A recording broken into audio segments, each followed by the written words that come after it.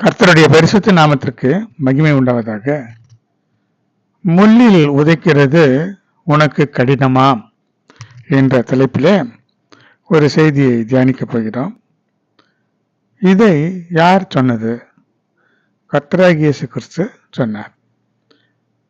சவுல் என்கிறதான ஒரு மனிதனிடத்தில் பிற்காலத்தில் அவன் ஒரு பெரிய ஊழியக்காரனாக மாறின அப்போஸ்தலன் பவுல்.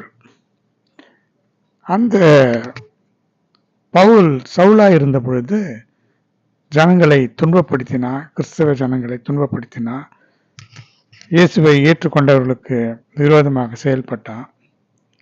அப்பொழுது தேவன் அவனை சந்தித்து, முள்ளிலே உதைக்கிறது உனக்கு கடினமாம் என்று சொன்னார். இந்த செய்தியை இப்பொழுது நாம் தியானிக்கப் போகிறோம். இதில் இருக்கிற சத்தியங்களை நமக்கு தேவன் வெளிப்படுத்தி தரும்படியாக அவருடைய கிருபையுள்ள கரங்களிலே இந்த செய்தியை கொடுக்கலாம். அன்பின் தெய்வமே, கர்த்தாவே, நன்றியோடு ஸ்தோத்திரிக்கிறேன் ஆண்டவரே. முள்ளில் உதைக்கிறது உனக்கு கடினமாம் என்று கர்த்தராகிய இயேசு கிறிஸ்து சொன்னதான இந்த வார்த்தைகளை தியானிக்கும்படியாக ஒரு செய்தியை இப்பொழுது தியானித்துக் கொண்டிருக்கிறோம். ஆண்டவரே, இதிலே மறைந்திருக்கிறதான சத்தியங்களை வெளிப்படுத்தி தாரும். இந்த வார்த்தைகள் கர்த்தராகிய இயேசு கிறிஸ்து சொன்னது, அது எங்களை மனதில் வைத்து அவர் சொன்னதை போல தெரிகிறது. அவர் தன்னை முள் என்று சொன்னார், கல் என்று சொன்னார். நாங்களும் கல்லாகவும் முள்ளாகவும் அவரை போல இருக்கும் பொழுது எங்களையும் உதைக்கிறது கடினம் என்பதை நாங்கள் இந்த வசனத்தை தியானிக்கும் பொழுது எங்களுக்கு வெளிப்படுத்தி கொடுத்தீரே, நன்றியோடு ஸ்தோத்திரிக்கிறேன். தொடர்ந்து எங்களுக்கு இதில் இருக்கிற ஆழமான சத்தியங்களை வெளிப்படுத்தி தாரும். உடைய மேன்மையான நாமத்தை மகிமைப்படுத்திக் கொள்ளும் இயேசுவின் இன்ப நாமத்தில் வேண்டுகிறேன், ஜீவனுள்ள நல்ல பிதாவே, ஆமேன். கர்த்தருடைய பரிசுத்த நாமத்திற்கு மகிமை உண்டாவதாக. பரிசுத்த பவுல் என்று பின்னாட்களிலே அழைக்கப்பட்ட ஒரு பெரிய அப்போஸ்தலன், வல்லமையுள்ள ஒரு ஊழியக்காரனாக கிறிஸ்துவுக்கு விளங்கின இந்த மனிதன், முதலாக அவன் ஒரு யூதனாக, வைராக்கியமான ஒரு மனிதனாக, இஸ்ரவேல் ஜனங்கள் என்று அழைக்கப்படுகிறதான கிறிஸ்தவ ஜனங்களுக்கு விரோதமாக அவன் செயல்பட்டான். ஆவிக்குரிய இஸ்ரவேலர்கள் கிறிஸ்தவர்கள், அதே இஸ்ரவேலர்கள் யூதர்களாக இருந்தார்கள். அவர்கள் எழுத்தின் பிரகாரமான இஸ்ரவேலர்கள். நாமும் இஸ்ரவேலர்கள், நாம் கிறிஸ்தவர்கள், நாம் ஆவிக்குரிய இஸ்ரவேலர்கள். இப்படி ஆவிக்குரிய இஸ்ரவேலர்களாகிய கிறிஸ்தவ ஜனங்களுக்கு விரோதமாக இவன் செயல்பட்டான். அப்பொழுது அவனை கர்த்தர் சந்தித்து இந்த காரியத்தை சொன்னார். முள்ளில் உதைக்கிறது உனக்கு கடினமா என்று அவர் சொன்ன பொழுது, ஆண்டவரே, நீர் யார் என்றான். அடுத்த கேள்வியே அவன் அப்படியே முழுவதுமாக கர்த்தருக்கு கீழ்ப்படிந்தான். காரணம், அவன் நல்ல ஞானி, நல்ல படித்தவன், நல்ல வசதியான குடும்பத்தில் பிறந்தவன். அவன் வைராக்கியமாக கிறிஸ்தவ ஜனங்களுக்கு விரோதமாக செயல்பட்டவன். ஏறக்குறைய ஒரு போர் வீரனை போல அவன் செயல்பட்டு கொண்டிருந்ததை பார்க்கலாம். அவ்வளவு தைரியமானவன். ஆனால் இயேசு அவனை சந்தித்த பொழுது பயந்து நடுங்கி, ஆண்டவரே, நீர் யார் என்று சொன்னான். அதற்கு கர்த்தர், நீ துன்பப்படுத்துகிற இயேசு நானே, முள்ளில் உதைக்கிறது உனக்கு கடினமாம் என்றார். அப்போஸ்தலர் 9ஆம் அதிகாரம் 5ஆம் வசனம். இவன் இயேசுவை அவன் ஒன்றும் செய்யவில்லையே, இயேசுவை அவன் துன்பப்படுத்தவில்லையே. தேவன் எப்பொழுதுமே தன்னையும் நம்மையும், அதாவது அவரையும் நம்மையும் வேறு வேறு என்று பிரித்து பார்க்கிறதில்லை. இஸ்ரவேல் ஜனங்களை எகிப்தின் ராஜாவாகிய பார்வோன் துன்பப்படுத்தினான். அதற்கு அவர் சொன்னார், கர்த்தர் சொன்னார், பிதாவாகிய தேவன், நீ என் ஜனங்களுக்கு விரோதமாக உன்னை உயர்த்துகிறாயோ, அவர்களை போக விட மாட்டேன் என்று சொல்கிறாயோ என்று சொன்னார். தேவனுக்கு விரோதமாகத்தான் அவன் உயர்த்துகிறான். தேவன் சொல்லுகிறார், தேவனுக்கு விரோதமாக உயர்த்தினாலும் சரி, ஜனங்களுக்கு விரோதமாக உயர்த்தினாலும் இரண்டு ஒன்று தான். அதுபோல கிறிஸ்தவ ஜனங்களை துன்பப்படுத்துகிறான் சவுல். ஆனால் தேவன் சொல்கிறார், கர்த்தராகிய இயேசு கிறிஸ்து, நீ துன்பப்படுத்துகிற இயேசு நானே. கிறிஸ்தவ ஜனங்களை துன்பப்படுத்தினால் அது அவரையே துன்பப்படுத்துகிறது போல. எவ்வளவு அன்புள்ள தேவன் பாருங்க. அப்பொழுது இந்த எபிரேய பாஷையிலே சொல்லுகிற சத்தத்தை அவன் கேட்டான் என்று சொல்லப்பட்டிருக்கிறது. இந்த சம்பவங்களை பற்றி பார்க்கலாம். அப்போஸ்தலர் 9ஆம் அதிகாரம் 1 முதல் இருக்கிற வசனங்களில் இந்த சவுல் பவுலாக மாறக்கூடிய ஒரு ரட்சிப்பின் சந்திப்பு. கர்த்தராகிய இயேசு கிறிஸ்து நேரடியாக வந்து அவனை சந்திக்கிறார். இந்த மார்க்கத்தாராகிய புருஷரை ஆகிலும் ஸ்திரீகளை ஆகிலும் கண்டுபிடித்தால் அவர்களை கட்டி எருசலேமுக்கு கொண்டு வரும்படி தமஸ்குவிலே இருக்கிற ஜெப ஆலயங்களுக்கெல்லாம் நிருபங்களை கேட்டு வாங்கினான்.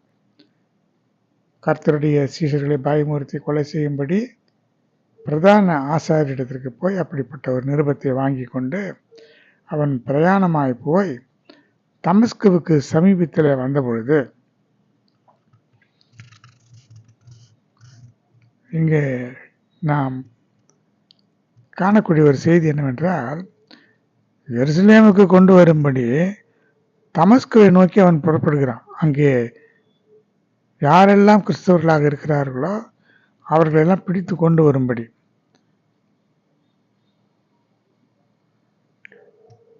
எருசலேமில் இருந்து இவன் தமஸ்குவுக்கு புறப்படுகிறான். தமஸ்கு போகிற வரைக்கும் கிறிஸ்து இயேசு அமைதியாக இருந்தார். அவன் தமஸ்குவுக்கு சமீபமாய் வரும்பொழுது சடிதியிலே வானத்திலிருந்து ஒரு ஒளி அவனை சுற்றி பிரகாசித்தது. இதெல்லாம் அப்போஸ்தலர் 9ஆம் அதிகாரம் 1 முதல் இருக்கிற வசனங்களில் எழுதப்பட்டிருக்கிறது. அப்பொழுதுதான் அவன் தரையில் விழுந்தபோது, சவுலே சவுலே, நீ ஏன் என்னை துன்பப்படுத்துகிறாய் என்று தன்னுடனே சொல்லுகிற ஒரு சத்தத்தை கேட்டான். அதற்கு அவன், ஆண்டவரே நீர் யார் என்று சொல்லும் பொழுது, நீ துன்பப்படுத்துகிற இயேசு நானே, முள்ளில் உதைக்கிறது உனக்கு கடினமாம் என்றார். அவன் நடுங்கி திகைத்து, ஆண்டவரே நான் என்ன செய்ய சித்தமாயிருக்கிறேன்? உடனே கேட்கிறான், சரி ஆண்டவரே நான் என்ன செய்ய வேண்டும், உங்களுடைய சித்தம் என்ன? அவன் அடுத்த கேள்வி, அவன் பெரிய ஒரு அப்போஸ்தலனாக பிற்காலத்தில் மாறினான். உடனே இயேசுவை ஏற்றுக்கொண்டான். உடனே அவரை ஆண்டவரே என்று அறிக்கையிட்டான். உடனே தேவனுடைய சித்தம் என்ன என்று அறிந்து கொள்ள ஆசைப்பட்டான். அதற்கு கர்த்தர் சொன்னார், நீ எழுந்து பட்டணத்துக்குள்ளே போ, நீ செய்ய வேண்டியது உனக்கு அங்கே சொல்லப்படும் என்று சொல்கிறார். இந்த தமஸ்குவுக்கு தானே வந்தாய், நீ போ, அங்கே உனக்கு என்ன செய்ய வேண்டும் என்பதை நான் உனக்கு அறிவிப்பேன் என்று சொல்லுகிறார். அங்கே தமஸ்குவிலே அனனியா என்ற பேரில் ஒரு சீஷன் இருந்தான். அவனுக்கு கர்த்தர் தரிசனமாகி, அனனியாவே என்று அவனை அழைத்து, நீ எழுந்து நேர் தெரு எனப்படுகின்ற தெருவுக்கு போய் யூதாவுடைய வீட்டிலே தர்சு பட்டணத்தானாகிய சவுல் என்னும் பேருள்ள ஒருவனை தேடு. அவன் இப்பொழுது ஜெபம் பண்ணுகிறான். அனனியா என்ற பெயருள்ள ஒரு மனுஷன் தன்னிடத்தில் வரவும், தான் பார்வை அடையும்படி தன் மேல் கை வைக்கவும் தரிசனம் கண்டான் என்று சொல்லப்பட்டிருக்கிறது. அப்பொழுதுதான் தேவனை சந்தித்தான். அப்பொழுதுதான் அவர் அவனை சந்தித்தார். அப்பொழுதுதான் அவன் இயேசுவை ஏற்றுக்கொண்டான். அவன் தரிசனம் காண்கிறான். அவன் இயேசுவை நோக்கி ஜெபிக்கிறான். அப்படியானால் அவனுடைய அழைப்பு பாருங்க. சடுதியிலே கர்த்தர் அவனை சந்தித்து, சில நேரங்களிலே சில மனிதர்களுக்கு வல்லமையான ஒரு அக்னி அபிஷேகத்தை தேவன் கொடுப்பார். அவன் பெறுகிற அபிஷேகத்தை வைத்து அவன் எப்படிப்பட்டவனாக வாழப்போகிறான் என்பதை நாம் அறிந்து கொள்ளலாம். பெரிதான அக்னி அபிஷேகம் கிடைத்தால் அவன் ஊழியக்காரனாக இருப்பான். வல்லமையுள்ள வரங்களை அவனுக்கு ஆண்டவர் அள்ளி கொடுப்பார்.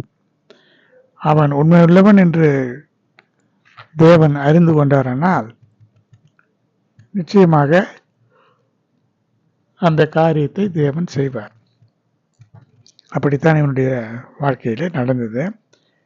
அனனியாவிடத்திலே கூப்பிட்டு சொல்லுகிறார், அனனியாவே, சவுல் என்கிறவன் இந்த இடத்திலே இருக்கிறான், அவனுடைய வீட்டிலே இருக்கிறான், நீ போ, அவன் இப்போது ஜெபம் பண்ணி கொண்டிருக்கிறான். எல்லாவற்றையும் அங்கே கர்த்தர் சொல்கிறார். அவன் ஜெபித்து கொண்டிருக்கிறான்.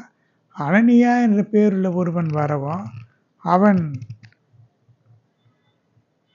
தன்னிடத்தில் வரவும், நீ பார்வையடையும்படியாக கைகளை வைக்கவும் தரிசனமே கண்டான் என்று சொல்லி அனுப்புகிறார்.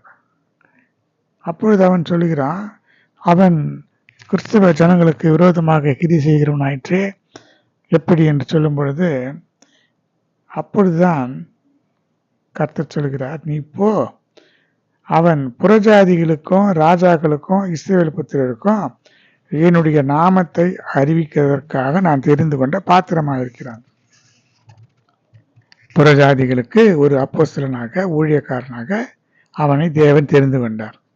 ராஜாக்கள் இஸ்ரவேல் புத்திரர் என்னுடைய நாமத்தை எல்லாரும் அறிந்து கொள்ளக்கூடிய வகையில் அவர்களுக்கு சொல்லக்கூடிய வார்த்தைகளை இவன் சொல்லுவான் என்று அவனுடைய ஊழியத்தினுடைய காரியங்களை அறிவிக்கிறார். அது மட்டுமல்ல, ஒரு முக்கியமான காரியத்தை சொல்கிறார். அவன் என்னுடைய நாமத்தின் நிமித்தம் எவ்வளவாய் பாடுபட வேண்டும் என்பதை நான் உனக்கு காண்பிப்பேன் என்று சொல்லுகிறார். இதில் ஒரு செய்தி உண்டு. எப்படி இந்த சவுல் இயேசுவை அல்லது இயேசுனுடைய சீஷர்களை துன்பப்படுத்துகிறாரோ,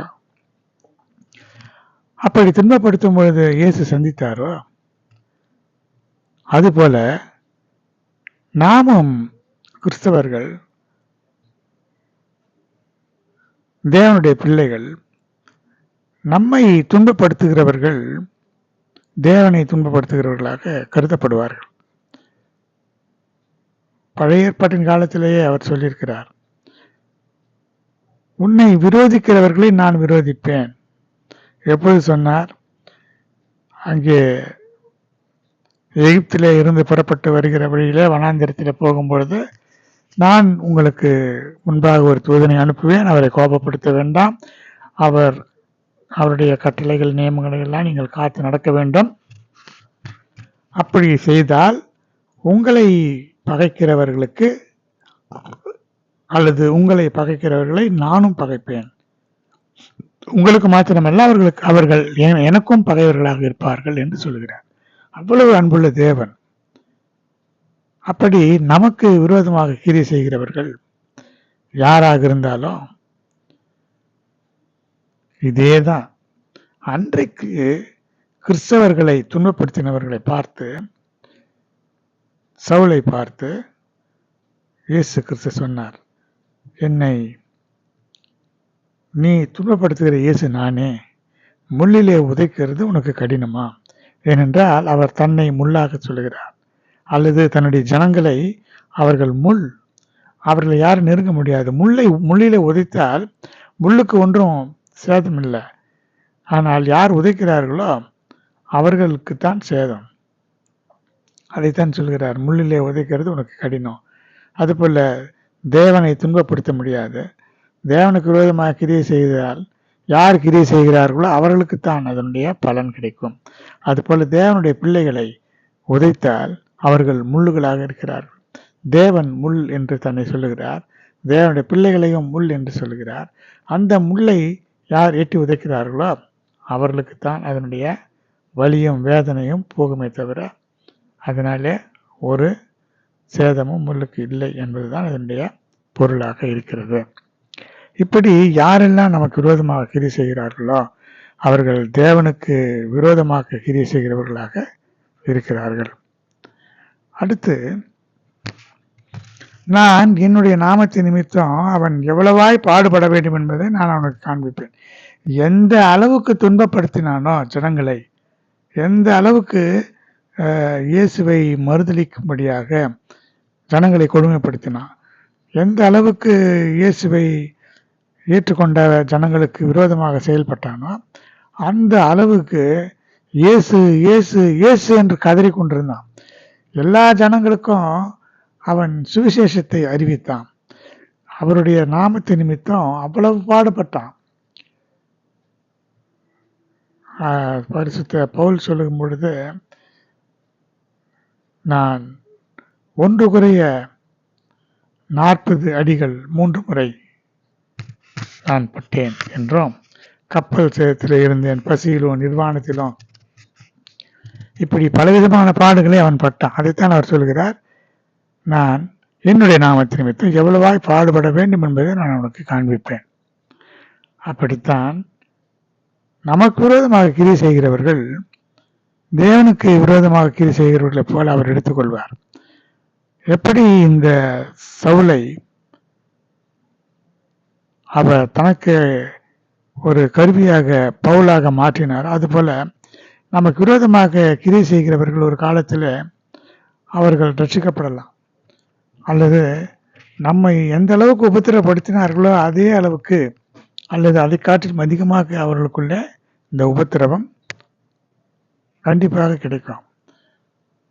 எந்த அளவுக்கு கிறிஸ்துவ ஜனங்களை துன்பப்படுத்தினானோ சவுல், அதை காட்டிலும் பல மடங்கு இயேசுவுக்காக அவன் பாடுபட்டான். பரிசுத்த பவுல் சொல்லும் பொழுது, கிறிஸ்துவின் அன்பை விட்டு நம்மை பிரிப்பவன் யார்? உபத்திரவமோ, நிந்தைகளோ, அவமானங்களோ, பசியோ, நிர்வாணமோ, நாசமோசமோ, பட்டயமோ எதுவுமே பிரிக்காது என்று அந்த அளவுக்கு ஆணித்தரமாக அவர் சொல்லுகிறார். இந்த பரிசுத்த பவுல் ஊழியம் செய்யும் போது எத்தனையோ கஷ்டங்களை பட்டிருக்கிறார். அது நாம் தனியான ஒரு ஏழில பார்க்கலாம். அவரை அடித்து போட்டுவிட்டு போய்விட்டார்கள், அவர் செத்து போனதாக நினைத்து. ஆனால் கொஞ்ச நேரம் கழித்து மயக்கம் தெளிந்து எழுந்து அவர் தன் வழியே நடந்து போயிருக்கிறார். இப்படியெல்லாம் பலவிதமான பாடுகளை அவர் பற்றிருக்கிறார். அடுத்து, அங்கே ஒரு பெரிய விடுதலை அவனுக்கு கிடைக்கிறது. உடனே அவன் கண்களில் இருந்து மீன் செதில்கள் போன்றவைகள் விழுந்தது. பார்வையடைந்து எழுந்திருந்து அந்த சவுல் ஞான ஸ்நானம் பெற்றான். இப்பொழுது நீ எழுந்து கால் ஒன்றினில் நீ கண்டவைகளையும் நான் உனக்கு தரிசனமாக காண்பிக்கப் போகிறவர்களை குறித்து உன்னை ஊழியக்காரனாகவும் சாட்சியாகவும் ஏற்படுத்துகிறதற்கு உனக்கு தரிசனமானேன் என்று அங்கே சொல்லப்பட்ட அந்த தீர்க்க தரிசனத்தை பார்க்கலாம். இப்படி தன்னை முள் என்று சொன்ன கிறிஸ்து இயேசு அவருடைய மரணத்தின் பொழுது அவருக்கு முள்முடியை பின்னி அவருக்கு சுற்றினார்கள். மார்க் 15ஆம் அதிகாரம் 17ஆம் வசனம் கூறுகிறது. அவர் தன்னை முள் என்று சொன்னதுனால அவருக்கு அந்த முள் அவரை காயப்படுத்தும்படியாக, அதிலிருந்து ரத்தம் சிந்தும்படியாக அப்படிப்பட்ட ஒரு நிலையை உண்டாக்கினார்கள். அது எதற்காக அப்படி முள்முடி சூட்டினார்கள் என்பது பற்றி பார்க்கும் பொழுது, அந்த முள் வேதனை தர வேண்டும், அதனாலே அந்த தலையிலே அந்த முள்ளை ஒரு கிரீடம் போல பின்னி அவருடைய தலையிலே வைத்து அதை அழுத்தி வைக்கும்போது அதிலிருந்து அந்த முள், அது மிக கொடூரமான ஒரு முள், ஆழமாக பதிந்து ரத்தம் வடிய அது காரணமாக இருந்தது. அது ஒரு முள்ளும் ஆணியை போல கடினமானதாக இருந்ததாக நமக்கு செய்திகள் கூறுகின்றன. முள்ளிலே உதைக்கிறது உனக்கு கடினம் என்று அவர் சொன்னார். அந்த முள்ளை வைத்து அவரை துன்பப்படுத்தினார்கள். ஆனால் அதே நேரத்தில் தேவன் தன்னை பற்றி ஒரு சாட்சியை சொல்கிறார். நான் சாரோனின் ரோஜாவும் பள்ளத்தாக்கிகளின் லீலி புஷ்பமாயிருக்கிறேன். உன்னத பாட்டு 2ஆம் அதிகாரம் 1-2 வசனங்களில் இப்படி சொல்லப்பட்டிருக்கிறது. முள்ளுகளுக்குள்ளே லீலி புஷ்பம் எப்படி இருக்கிறதோ அப்படியே குமாரத்திகளுக்குள்ளே எனக்கு பிரியமானவளும் இருக்கிறாள். இதுதான் செய்தி. சாரோனின் ரோஜா என்று சொன்னால் என்ன?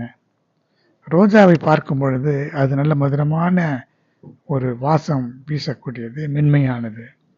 ஆனால் அந்த ரோஜாவுக்குள்ளே முள் இருக்கும். சில வேளையிலே பக்கத்தில் இருக்கிற அந்த ரோஜா செடியில இருந்து அதில் இருக்கிற முள்ளே இந்த மலரை கிழிக்கக்கூடிய ஒரு நிகழ்ச்சி நடக்கலாம். இது அவர் மாத்திரம் ரோஜா அல்ல, நாமும் கூட ரோஜாக்கள் தான். நமக்கும் கூட இப்படி மற்றவர்களாலே இடர்கள் வரும். மற்ற செடியில இருக்கிற முள் நம்மை குத்தும், கிழிக்கும், நாம் உதிர்ந்து போகலாம், உடைந்து போகலாம், வேதனைப்படலாம். ஏனென்றால் நாம் அதற்காகவே அழைக்கப்பட்டவர்கள். துன்பப்படுவதற்கும் தேவன் நம்மை ஆற்றுவதற்கும் தேற்றுவதற்கும், நமக்கு யார் துன்பம் செய்கிறார்களோ அவர்களை தண்டிப்பதற்கும் இப்படித்தான் நம்முடைய வாழ்க்கை போய்கொண்டிருக்கிறது. அடுத்து, முள்ளுகளுக்குள்ளே லீலி புஷ்பம் எப்படி இருக்கிறதோ அப்படியே குமாரத்திகளுக்குள்ளே எனக்கு பிரியமானவளும் இருக்கிறாள். இதில் 2 செய்திகள் உண்டு. இந்த முள்ளுகளுக்குள்ளே லீலி புஷ்பம், நான் பள்ளத்தாக்குகளின் லீலி புஷ்பம் என்று தேவன் ஏற்கனவே சொல்லியிருக்கிறார். இது யாரை பற்றி சொல்லியிருக்கிறது? கர்த்தராகிய இயேசு கிறிஸ்துவை பற்றி சொல்லப்பட்ட வசனங்கள். கர்த்தராகிய இயேசு கிறிஸ்து மணவாளனாகவும் நாம் மணவாட்டிகளாகவும் இருக்கிறோம். ஒரு மணவாளன் எப்படியோ மணவாட்டியும் அப்படித்தான். ஒரு மணவாளன் என்று சொன்னால் ஒரு புருஷன், மணவாட்டி என்று சொன்னால் மனைவி. நாம் கிறிஸ்து என்கின்ற ஒரே புருஷனுக்கு மணவாட்டிகளாக, கற்புள்ள கன்னிகைகளாக நியமிக்கப்பட்டிருக்கிறோம் என்று இதே பரிசுத்த பவுல் சொல்லியிருக்கிறார். பவுலாக மாறிய சவுல் தான் பிற்காலத்தில் அப்படி சொல்லியிருக்கிறார். இதற்கு காரணம் அவர் பள்ளத்தாக்குகளின் லீலி புஷ்பம். இந்த லீலி புஷ்பத்தை பற்றி பார்க்கும் பொழுது அது சின்ன சின்ன அழகான ஒரு பூக்களாக இருக்கும். இது எங்கே இருக்கும்? பள்ளத்தாக்குகளிலே இருக்குமா. இந்த பள்ளத்தாக்கு என்று சொல்வது சாதாரண பூமியின் மேற்புறத்தில் இருக்கிறதை காட்டிலும் பல அடி ஆழத்தில் இருக்கக்கூடியது. இந்த பல அடி ஆழத்தில் இருக்கக்கூடிய இடத்திற்குள்ளே யாரும் பெரும்பாலும் போக மாட்டார்கள். எருசலேமில் ஒரு இடம் உண்டு. அதைத்தான் தாவீது சொல்லுகிறார், நான் மரண இருளின் பள்ளத்தாக்கில் நடந்தாலும் பொல்லாப்புக்கு பயப்படேன், தேவரீர் என்னோடு கூட இருக்கிறீர் என்று. இந்த இடம் ஆபத்தான இடம். ஆனால் தாவீது அந்த இடத்திலே ஆடு மாடுகளை மேய்த்து கொண்டு இருப்பார். அப்போதுதான் சிங்கம், கரடி போன்றவைகளெல்லாம் அவரை எதிர்த்து ஆடுகளை அடிக்கும்படியாக வந்த பொழுது அதையெல்லாம் அவர் அடித்து போட்டதாக வேதத்தில் இருந்து நாம் அறிந்து கொள்கிறோம். இந்த பள்ளத்தாக்குகளிலே ஏன் போகிறார்கள் என்று சொன்னால் அங்கே நல்ல செழிப்பான இடமாக இருக்கும். போவதற்கு தான் கஷ்டமாக இருக்குமே தவிர செழிப்பான ஒரு இடமாக இருக்கும். இந்த பள்ளத்தாக்கை பற்றி இன்னொரு செய்தியும் உண்டு. சீயோனிலே வாசமாய் இருக்கக்கூடிய பரிசுத்தவான்களாகிய ஊழியக்காரர்களாகிய அப்போஸ்தலர்களை பற்றி சொல்லப்பட்ட ஒரு காரியம். அவர்கள் அழுகையின் பள்ளத்தாக்கை உருவ நடந்து அதை நீரூற்றாக்கி கொள்கிறார்கள். அந்த பள்ளத்தாக்கு என்பது தாழ்மையை குறிக்கிறது. மேலே இருக்கிறதை காட்டிலும் பல அடி ஆழத்தில் இருக்கக்கூடிய ஒரு இடம். ஆனால் செழிப்பாக இருக்கும். ஏனென்றால் அங்கே எப்பொழுதும் மழை நீர் போய் தங்கி ஓடைகள், அருவிகள் போன்றவைகள் இருக்கும். அதனாலே அங்கே புல்லும் மற்ற நல்ல செடி வகைகளும் இருக்கும். அந்த பள்ளத்தாக்குகளிலே தான் இந்த லீலி புஷ்பம் இருக்கும். அதே போல இந்த அழுகையின் பள்ளத்தாக்கு என்று சொன்னால் பலவிதமான துன்பங்கள், தாழ்மையான காரியங்கள், இதுதான் அழுகையின் பள்ளத்தாக்கு. அதில் உருவ விருப்பத்தோடு நடந்து போகிறது. துன்பங்கள், பாடுகள், உபத்திரங்கள் வழியாக இவர்கள் துன்பத்தை அனுபவிக்க, பாடுகளை அனுபவிக்க சந்தோஷமாய் போய் உருவ நடந்து அதை நீரூற்றாக்கி கொள்கிறார். அழுகையின் பள்ளத்தாக்கு தான், ஆனால் அதை நீரூற்றாக்கி கொள்கிறதான ஒரு அனுபவம். நமக்கு கூட சில நேரங்களிலே துன்பங்கள், வேதனைகள் வரும்பொழுது ஆண்டவர் நம்மோடு கூட இடைப்படுவார், பேசுவார், அபிஷேகம் செய்வார். அந்த வசனங்கள் ஆறுதலாக நமக்கு சொல்லுவார். எவ்வளவு ஆறுதலாக இருக்க தெரியுமா? நாம் பட்ட துன்பமெல்லாம் ஒரு நொடி பொழுதிலே அப்படியே மறைந்து போகும். அநேக சாட்சிகள் உண்டு. ஒரு சாட்சி உண்டு. ஒரு தேவனுடைய பிள்ளை, அவருக்கு தாங்க முடியாத துன்பம், வேதனை, அதை நினைத்து கொண்டு அவர் வண்டியிலே போய்கொண்டே இருக்கும் பொழுது அதை நினைத்து அவர் அழுதார். அவர் கண்ணீர் சிந்தும் பொழுது உடனே பின்புறத்தில் இருந்து ஒரு வார்த்தை, அழாதே. என்றால் நாம் அழுகிறதை தேவன் தாங்க மாட்டார். வேதத்தில் பாருங்க, கண்ணீர் விட்ட ஜெபத்துக்கெல்லாம் உடனடியாக தேவன் பதில் கொடுக்கிறவர். ஆகார் அழுதால் உடனே அங்கே தோன்றினார், தூதனை அனுப்பினார். அன்னாள் அழுதால் குழந்தை கிடைத்தது. இப்படி யாரெல்லாம் அழுகிறார்களோ, அழுது ஜெபிக்கிறார்களோ, தேவன் நம்முடைய கண்களில் இருந்து கண்ணீர் வருவதை அவரால் தாங்க முடியாது. அவ்வளவு அன்பான தேவன் நமக்கு இருக்கிறார். தகப்பனும் தாயும் கைவிட்டாலும் கர்த்தர் என்னை சேர்த்துக் கொள்வார். இது எவ்வளவு உண்மையான காரியம். அநேக இதை அனுபவித்திருக்கிறார்கள். இப்படி பள்ளத்தாக்கின் லீலியாக அவர் இருக்கிறார். இந்த பள்ளத்தாக்கில் இருக்கிற லீலி புஷ்பம் எப்படி இருக்கும்? அது யாருக்கும் தெரியாது. அந்த புதர்களில் அது முள்ளுகளுக்குள்ளே தான் இருக்குமா. அந்த செடியே முள்ளுகளுக்கு மத்தியிலே தான் இருக்கும். அதற்கு ஒரு பாதுகாப்பு, யாரும் பறித்து விடக்கூடாதபடிக்கு இயற்கையிலேயே அது அப்படி தேவன் கொடுத்திருக்கலாம். ஆனால் இந்த லீலி புஷ்பம் இருக்கிறது என்பது எப்படி தெரியுமா? அந்த முள்ளுகள் இது மலர்ந்த உடனே காற்றிலே அசையும் பொழுது அந்த முள்ளுகள் அந்த மலரை கிழிக்குமா. அப்படியே கிழிக்க கிழிக்க அதனுடைய மதுரமான அந்த வாசம் எத்தனையோ கிலோமீட்டர் தூரம் கூட அந்த வாசம் போக்குமா. அப்பொழுதுதான் ஜனங்களுக்கு தெரியுமா, ஓ, இந்த புதரில் லீலி புஷ்பம் இருக்கிறது, அதுதான் இவ்வளவு நல்ல வாசனை வீசுகிறது என்று சொல்லி. அப்படியே கர்த்தர் இங்கே சொல்லியிருக்கிறார், முள்ளுகளுக்குள்ளே லீலி புஷ்பம் எப்படி இருக்கிறதோ அப்படியே குமாரத்திகளுக்குள்ளே எனக்கு பிரியமானவரும் இருக்கிறார். முள்ளுகளுக்குள்ளே லீலி புஷ்பம் என்று யாரை சொல்லுகிறார்?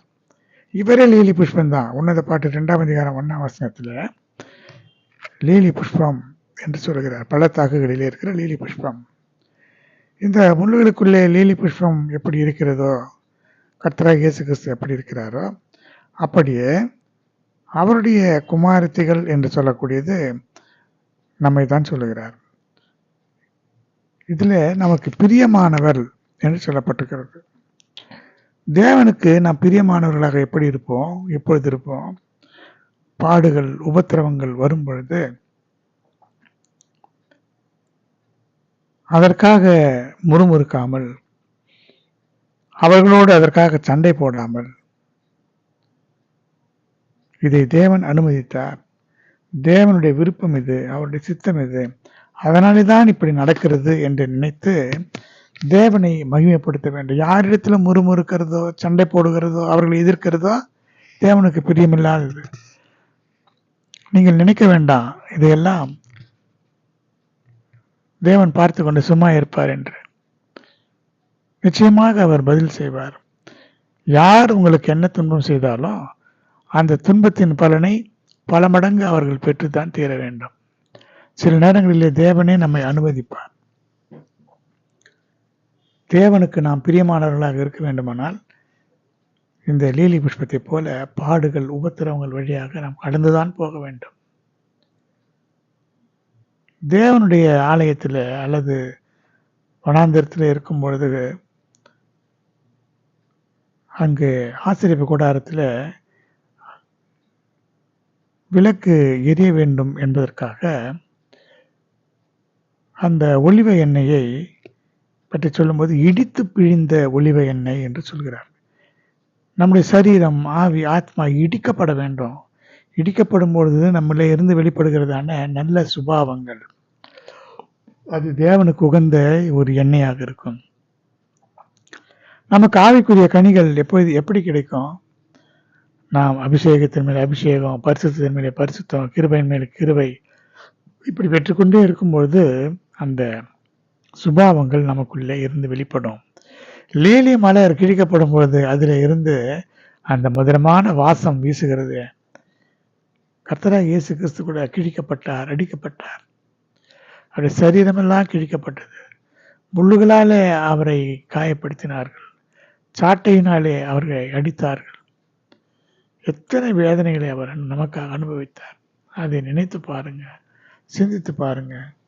நம்மாலே முடியுமா? பிதாவாகிய தேவன் பிள்ளைகளாகிய நமக்காக அவரை பாடுகளுக்கு, நிந்தைகளுக்கு, அவமானங்களுக்கு உட்படுத்தினார். தேவன் அவரை கைவிட்டார். ஒரு நிமிடம், ஒரு இமைப்பொழுது உன்னை கைவிட்டேன் என்று சொல்லப்பட்டிருக்கிறது. சில நேரங்களிலே நமக்கும் கூட அப்படிப்பட்ட அனுபவங்கள் வரும். தேவன் கைவிட்டது போல இருக்கும், கைவிடவே மாட்டார். யார் கைவிட்டாலும் நம்மை கைவிட மாட்டார். நான் உன்னை விட்டு விலகுவதும் இல்லை, கைவிடுவதும் இல்லை என்று சொல்லியிருக்கிறாரே. எத்தனையோ சாட்சிகள் நமக்கு இருக்கிறது. ஒரு தேவனுடைய பிள்ளை அவரை பற்றி சாட்சி சொல்லும் பொழுது பல வருஷங்களுக்கு முன்னதாகவே அவர் சொல்லிவிட்டார், எல்லாரும் உன்னை கைவிடுவார்கள், நான் உன்னை கைவிடவே மாட்டேன் என்று சொன்னார். அந்த தேவனுடைய பிள்ளைக்கு அப்படியே நடந்தது. ஆனால் தேவன் அவரை கைவிடவே இல்லை. மற்ற எத்தனை பேர் அவரை ஆதரித்தாலும், அன்பு செலுத்தினாலும் அவர்களுக்கு ஈடாக அதை காட்டிலும் பல மடங்கு தாயை காட்டிலும் அன்பாக, தகப்பனை காட்டிலும் அன்பாக, பிள்ளைகளை காட்டிலும் அன்பாக இன்றைக்கு வரைக்கும் அவரை நடத்தி கொண்டுதான் இருக்கிறார். தேவன் சொன்னால் சொன்னதுதான். அவர் என்ன சொன்னாரோ அதை நிறைவேற்றி கொண்டுதான் இருப்பார். அவர் பள்ளத்தாக்குகளின் லீலி புஷ்பம், நாமும் லீலி புஷ்பம். அவர் கண்மலையான தேவன். அந்த கண்மலையின் மேலே விழுகிறவனை அவன் நொறுங்கி போவான். இந்த கல் யார் மேலே விழுகிறதோ அவன் நசுங்கி போவான், ஒன்றுமில்லாமல் போவான். அதுபோல முள்ளுக்கு ஒன்றுமில்லை, முள்ளிலே உதைக்கிறது உனக்கு கடினம் என்று சொன்னார். அப்படி நமக்கும் கூட தேவன் என்ன சொல்கிறார்? நாம் முள்ளாக இருக்கிறோம், லீலி புஷ்பமாக இருக்கிறோம், தேவனைப் போல கல்லாக இருக்கிறோம். நமக்கு விரோதமாக யாரெல்லாம் கிரியை செய்கிறார்களோ செய்துவிட்டு போகட்டும்.